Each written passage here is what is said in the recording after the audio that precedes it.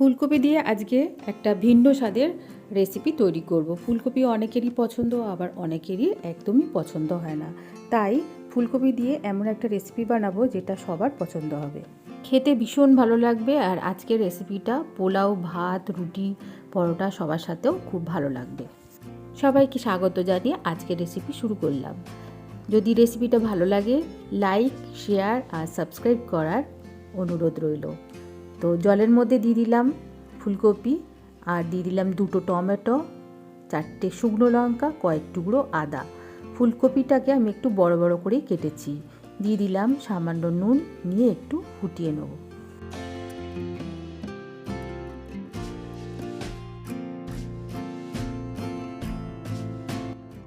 ফুলকপিটা হালকা ভাপানো হয়ে যাওয়ার পরই তুলে নেব। কিছুক্ষণ আবার ফুটতে দেব, তারপরে টমেটোগুলো তুলে নেব। টমেটোগুলো ঠিক এইভাবে ফেটে গেলে তখন জানবেন হয়ে গেছে। তো সবগুলো আমি তুলে নিয়েছি। ফুলকপিটাও তুলে নেওয়া হয়েছে। ফুলকপিটা হালকা ভাপিয়েছি, জাস্ট একটু কালারটা চেঞ্জ হয়েছে। এখন একটা পাত্রের মধ্যে নিয়ে নিলাম 4 থেকে 5 চামচের মতন বেসন, ঠিক একইভাবে নিয়ে নিলাম কর্নফ্লাওয়ার, দিয়ে দিলাম লাল লঙ্কার গুঁড়ো, দিয়ে দিলাম জিরে গুঁড়ো, আর সামান্য হলুদ আর পরিমাণ মতো নুন দিয়ে এটা ভালো করে আগে শুকনো অবস্থায় মেখে নেব। সবগুলো উপকরণ মেশানোর পর অল্প অল্প করে জল দিয়ে একটা ব্যাটার তৈরি করতে হবে।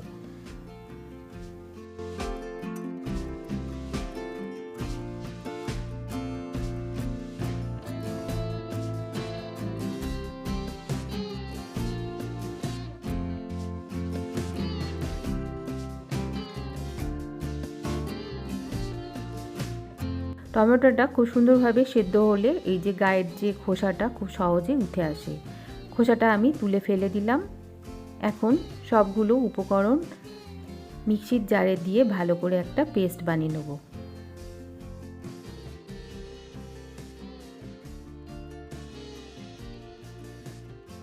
টমেটোটাকে একটু কেটে নিলাম, আর খুব সামান্য একটু জল দিয়ে মিক্সিতে একটা পেস্ট বানিয়ে নিচ্ছি।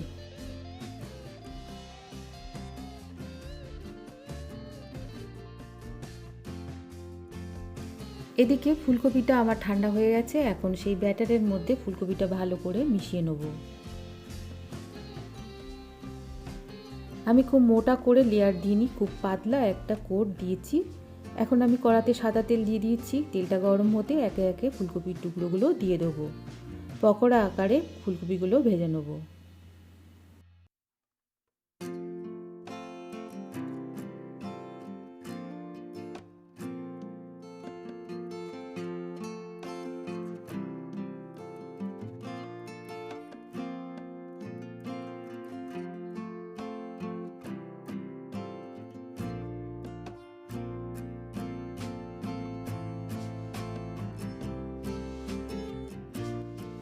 ফুলকপিগুলো আমার ভাজা হয়ে গেছে। এখন আমি কড়া থেকে তুলে নিচ্ছি। এরপরে ওই কড়াতেই দিয়ে দিলাম আগে থেকে বানিয়ে রাখা সেই পেস্টটা। দেওয়ার পর ভালো করে আমাদের পেস্টটা কষাতে হবে।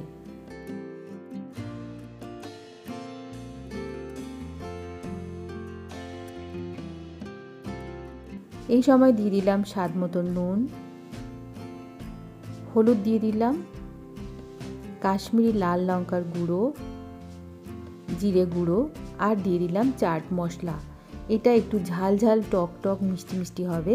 তাই চাট মশলা যদি না থাকে ভিনিগারও দেওয়া যেতে পারে। তো এটা এখন ভালো করে মশলার সাথে মিশিয়ে নিচ্ছি।